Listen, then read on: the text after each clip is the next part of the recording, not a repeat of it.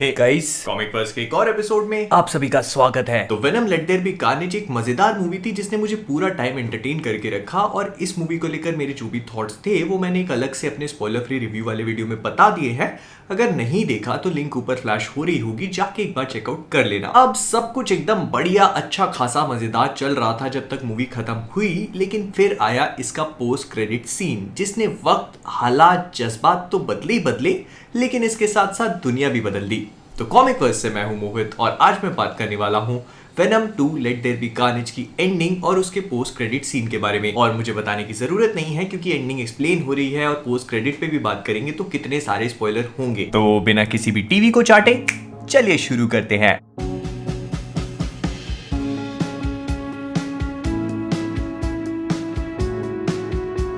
तो सबसे पहले बात करते हैं मूवी के क्लाइमैक्स के बारे में। तो मूवी का क्लाइमैक्स एक चर्च में टेक प्लेस करता है जहां पर कार्नेज और उसकी फियांसी या जो भी 3 है उसकी माशूका श्रीक और कार्नेज मिलकर शादी रचाने का प्रयास करते हैं, लेकिन तभी वहां पर वेनम आ पहुंचता है और इसके बाद कार्नेज और वेनम के बीच में काफी अच्छी खासी बैटल चलती है। अब नेचुरली क्योंकि वेनम मूवी का हीरो है तो वो कार्नेज को हरा देता है। हालांकि कार्नेज वेनम से बहुत ज्यादा स्ट्रॉन्ग था, लेकिन वेनम के इस बैटल को जीतने का रीजन बनता है उसकी और एडी की आपस में बॉन्डिंग जो काफी ज्यादा अच्छी थी as compare to Cletus Cassidy और कार्नेज की। खैर, तो वेनम ऑलमोस्ट हारते हारते श्रीक से चीखे पड़वा देता है जिसकी वजह से कार्नेज और वेनम दोनों को लगती है और वो दोनों जमीन पे जाके गिरते हैं चर्च के एकदम हाइट से। और इसी मौके का फायदा उठाकर वेनम कार्नेज मतलब उसका जो सिम्बियोट कार्नेज है उसे लेता है और खा जाता है। फिर इसके बाद क्लीटस कैसिडी थोड़ा इमोशनल होता है तो क्लीटस कैसिडी का भी सिर खा लेता है एफ वर्ड बोलकर।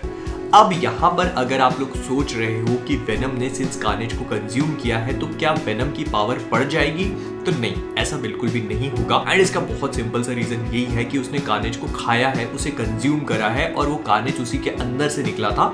तो जितने भी सिम्बियोट्स हैं उनमें कभी भी ऐसा नहीं होता कि अगर वो किसी भी दूसरे सिम्बियोट को कंज्यूम करे तो उनकी पावर लेवल्स इंक्रीज हो। तो बस आप इतना समझ लो कि वेनम की पावर में कोई भी डिफरेंस नहीं आएगा, बस वो कार्नेज को खा के पचा के और निकाल देगा। फिर इसके बाद सैन फ्रांसिस्को का जो पूरा पुलिस डिपार्टमेंट है वो एडी ब्रॉक और वेनम को हंट कर रहा है क्योंकि उनके हिसाब से सारा कांड उसी का किया धरा है और एक एलियन सिम्बियोट है तो इसको रोकना बहुत जरूरी है। और इसी चीज से बचकर ये लोग कहीं बीच पे पहुंच जाते हैं। लेकिन इसी सीन के हम एंड में देखते हैं कि जो डिटेक्टिव पैट मिलिगन है जिसको श्रीक ने ऐसे जंजीर वंजीर लपेट के आसमान की ऊंचाइयों की सैर कराई थी वो वहीं पर है और अभी भी जिंदा है। एंड उसकी आंखें ऐसे सिम्बियोट जैसी चेंज होती हैं और उसके मुंह से मॉन्स्टर्स वर्ड निकलता है। अब अगर आप लोगों को नहीं पता तो मैं यहाँ पर कॉमिक बुक्स का ज्ञान पेलूंगा।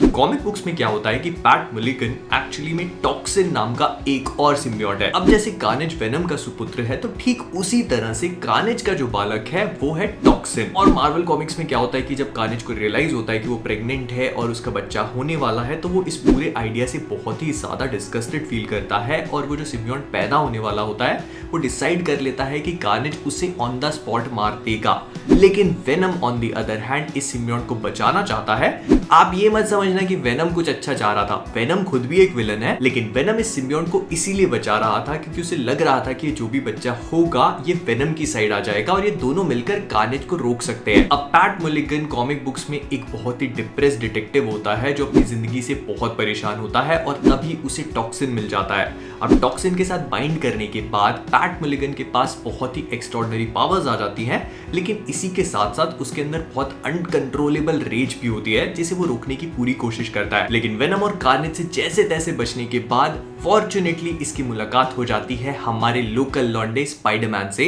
जो इसे गाइड करता है अच्छाई की तरफ। और इसी वजह से मार्वल कॉमिक्स में टॉक्सिन जो कैरेक्टर है वो एक पॉजिटिव साइड पे है। हालांकि सिम्बियोट होने के कारण इसके अंदर रेज वाला फैक्टर है और ये कभी भी कुछ भी लोगों को मारने के काम कर लेता है, लेकिन फिर भी जनरली ये एक पॉजिटिव साइड पे रहता है। और ये वेनम और कार्नेज दोनों से ज्यादा पावरफुल है क्योंकि इसके अंदर कार्नेज की पावर्स तो हैं ही हैं, साथ में अपने दादाजी मतलब वेनम की पावर्स भी हैं। तो प्रोबेबली वेनम का जो भी नेक्स्ट पार्ट होगा उसमें हमें इस कैरेक्टर का भी कुछ बहुत लंबा चौड़ा देखने को मिलने वाला है जिसके बारे में मैं थोड़ा सा आगे बात करूंगा। अब इसके बाद एडी ब्रॉक को जब हम बीच वाले सीन पे देखते हैं जब वो वेनम से आपस में बात कर रहा होता है तो ये तो समझ में आ चुका है कि ये लोग अब सैन फ्रांसिस्को छोड़ चुके हैं और किसी दूसरी सिटी की तलाश में हैं। एंड यहाँ पर एडी और वेनम अपने आप को लीथल प्रोटेक्टर कह के बुलाते हैं। एंड जिनको नहीं पता तो फिर से एक बार कॉमिक बुक्स का ज्ञान पेल देता हूँ। कि कॉमिक बुक्स में वेनम की एक बहुत ही फेमस कॉमिक बुक सीरीज है लीथल प्रोटेक्टर। मगर ये जो lethal protector comic book series थी, इसमें पहली बार वेनम को एक विलन से एंटी हीरो का टाइटल मिला था, क्योंकि यहाँ पर ये दूसरे सिम्बियोट का सामना करके अच्छाई की तरफ जाता है। लेकिन अगर आप लोग सोच रहे हो कि हमें यही कहानी थर्ड पार्ट में देखने को मिल सकती है, तो ऐसा बिल्कुल भी नहीं होगा, क्योंकि लीथल प्रोटेक्टर कॉमिक बुक की पूरी स्टोरी हम लोग वेनम के फर्स्ट पार्ट में ऑलरेडी देख चुके हैं। लेकिन इन सब चीजों के बाद सबसे इंपॉर्टेंट बारे में अब बात कर ली जाए, जो है इस मूवी का पोस्ट क्रेडिट सीन। तो पोस्ट क्रेडिट सीन में क्या होता है कि एडी ब्रॉक आराम से बिस्तर पे लेट के चिल मार रहा है, वही अपने बीच साइड कॉटेज में, और इसके साथ ही साथ एडी वेनम से कुछ बात करता है जिसमें वो कहता है कि वेनम उसको पूरी बातें नहीं बता रहा है। तो वेनम उससे कहता है कि उसके पास कई मिलियंस ऑफ ईयर्स की हिस्ट्री दिमाग में कैद है, जो एक हाइव माइंड के थ्रू कनेक्टेड है, और अगर एडी उसके बारे में जानेगा तो वो पूरी तरह से खिसक जाएगा। लेकिन फिर भी वो उसे एक थोड़ा बहुत फ्रैक्शन समझा देता है और दिखा देता है। लेकिन इससे पहले कि वो ये चीज कर पाता, अचानक ही वक्त, हालात, जज्बात सब कुछ बदल जाता है और टीवी का सीन वेनम के फेवरेट शो से शिफ्ट होकर पहुंच जाता है फार फ्रॉम होम के पोस्ट क्रेडिट सीन पर, जहां पर जे जोना जेमसन दुनिया जमाने में पीटर की इज्जत उछाल रहा है। और शुरू में तो वेनम को समझ में नहीं आता कि आखिरकार वो लोग पहुंचे कैसे इस दुनिया में। लेकिन उसके बाद इस ब्रॉडकास्ट को देखकर ये दोनों डिसाइड करते हैं कि अब ये पीटर के पास जाएंगे, वो ऐसे टीवी को चाटता वाटता है। तो देखो, इस चीज को एक्सप्लेन करने से पहले मैं आपको बता रहा हूं कि ये जो चीज हमें ये सीन दिखाया गया है, ये बहुत ज्यादा वेग और बहुत ज्यादा ओपन एंडेड है। लेकिन फिर भी जितनी भी पॉसिबिलिटीज हैं वो मैं आपको बता देता हूं। तो सबसे पहले तो वेनम और एडी की जो हाइव माइंड वाली कन्वर्सेशन है, उससे हमें ये समझ में आ रहा है कि ये वेनम जो है वो एक्चुअली में दूसरे सिम्बियोट से भी कनेक्टेड था, और ये चीज मार्वल कॉमिक्स में जो इनका गॉड है नल, उसे लेकर एक बहुत बड़ी हिंट है, क्योंकि कॉमिक बुक्स में नल के आसपास जितने भी सिम्बियोट्स होते हैं वो उसको कैद करने के लिए केज टाइप की बना लेते हैं, एंड ये सारे के सारे एक दूसरे से कनेक्टेड होते हैं हाइव माइंड के थ्रू, और इसी का यूज नल भी करता है, और ये बहुत ज्यादा पावरफुल है, बहुत ज्यादा। लेकिन इसके बाद मैं मेन मुद्दे की बात करूं तो देखो, ये पहला कैरेक्टर है जो बस आराम से लेटे चिल मार रहा था और दुनिया बदल गई। नहीं तो इससे पहले वांडा विजन में भी वांडा कुछ ना कुछ कर रही थी, उसके बाद सिल्वी ने तो पोलार्ड के साथ क्या क्या किया अपन ने देख ही लिया, और स्पाइडरमैन नो वे होम में डॉक्टर स्ट्रेंज भी कोई कसर नहीं छोड़ने वाले। तो मतलब वेनम जो है वो अपने यूनिवर्स से एमसीयू में अब आ चुका है, ये बात एकदम कंफर्म हो गई है, एकदम। और इन्होंने आने वाले टाइम में स्पाइडरमैन और वेनम के आपस में ऐसे कॉन्फ्लिक्ट को भी सेटअप कर दिया है, जो प्रोबेबली हमें बहुत ही जल्दी देखने को मिलेगा। लेकिन मैं अभी भी अपनी इस वाली थ्योरी को मेंटेन करके चलना चाहता हूं कि वेनम नो वे होम में सिनिस्टर 6 का पार्ट नहीं होने वाला। वो जो हमने ट्रेलर में एकदम ऐसे डार्क वार्क वाली शैडो देखी थी, वो वेनम नहीं था। आई स्टिल थिंक कि वो लिजर्ड ही होगा। लेकिन हाँ, वेनम नो वे होम में अपीयर हो सकता है, क्योंकि वेनम एक सॉर्ट ऑफ पॉजिटिव कैरेक्टर है, और उसको सिनिस्टर 6 में डालने का मतलब है कि आप उसे विलन्स के बीच में डाल रहे हो, और ये सब लोग मिलकर स्पाइडरमैन से फाइट करेंगे। तो ऐसे में वेनम का जो इतने टाइम से एक पॉजिटिव वाला कैरेक्टर इन लोगों ने सेटअप किया है, उसका नेगेटिव होना मेक सेंस नहीं करेगा। प्लस स्पाइडरमैन वर्सेस वेनम अपने आप में ही एक फिल्म डिमांड करती है पूरी की पूरी, जिसमें ये लोग अच्छी तरह से उसके बेस और सेटअप को एस्टैब्लिश कर सकते हैं। लेकिन इसके अलावा एक चीज और भी है, वो मैंने टॉक्सिन वाली बात करी थी ना, हाँ तो वही।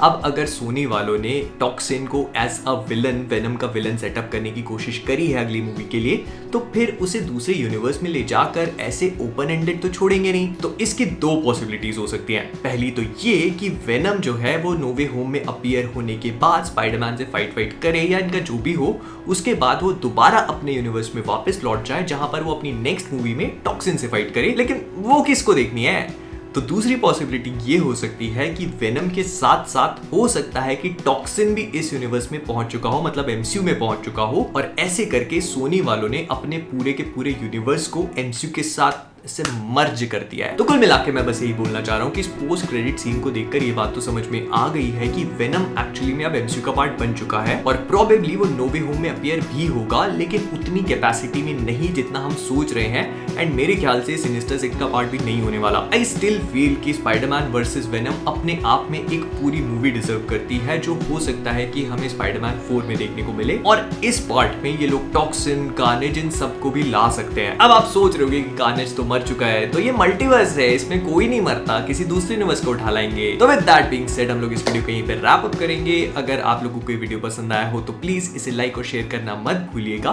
फिर इसके बाद बहुत सारी चीज़ें हैं जो मुझे पता है, बहुत सारे सवाल हैं जो अभी भी हमारे दिमाग में घूम रहे हैं, तो उन्हें लेकर मैं अलग से वीडियो बनाऊंगा, प्रोबेबली सवाल वर्स में कवर कर लेंगे। और जो भी हैं आपके दिमाग में, जो चीज़ें भी हैं, वो सब कमेंट्स में डाल के मुझसे पूछ लेना, या फिर इंस्टाग्राम पे स्टोरी डाल के टैग कर दो, तो वो भी मैं देख लेता हूँ। लेकिन ये करने के लिए आपको इंस्टाग्राम पे फॉलो करना पड़ेगा, तो जाके फॉलो कर लो। और कॉमिक वर्स पे नए हो तो सब्सक्राइब करना भी मत भूलना। 700 के हो गए तो आगे की सोचेंगे ना। और इसी के साथ एक बहुत इंपॉर्टेंट अनाउंसमेंट भी है कि कल रात में डीसी का फैंडम इवेंट स्टार्ट होगा, तो उससे भी हम लोग लाइव स्ट्रीम करेंगे इसी चैनल पे। तो अगर आप लोग चाहें तो तब 10 बजे के आसपास मुझे ज्वाइन कर सकते हैं। मैं अकेला नहीं हूँगा, कोशिश करेंगे और भी कुछ कर पाए नया नया अच्छा, तो वो करना मत भूलना। इसलिए बेल दबा दो तो नोटिफिकेशन मिल जाएगा। और नोटिफिकेशन से याद आया कि यार मेरी टी शर्ट अच्छी लग रही है, तो thecomicverse.com पे जाके एक बार चेकआउट करना मत भूलना। बहुत एपिक लेवल के डिजाइन से नए भी आ चुके हैं। तो जाने से पहले कॉमिक वर्स से मैं हूं मोहित, और आप सभी लोग as always keep being awesome. Don't you dare take this money from me. I need that money. Oh, what do I do? I it up. Tell me how!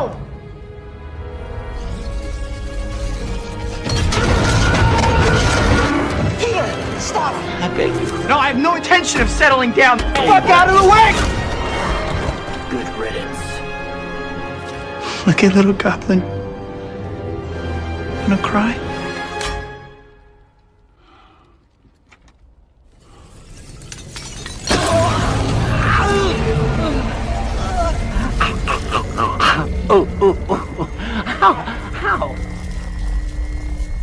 Peter, don't tell Harry.